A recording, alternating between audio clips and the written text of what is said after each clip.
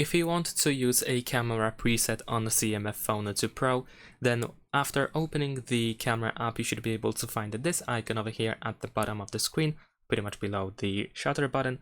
So you can tap on it in order to open the list of presets that we have on our phone in our camera.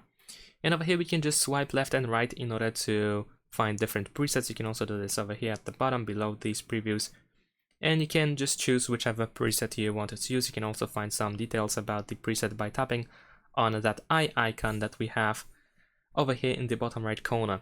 Besides that, you can create your own preset by pressing this plus button over here in the top left corner, and we also have preset settings in the top right corner. In order to select a preset, what you need to do is simply tap on the cover.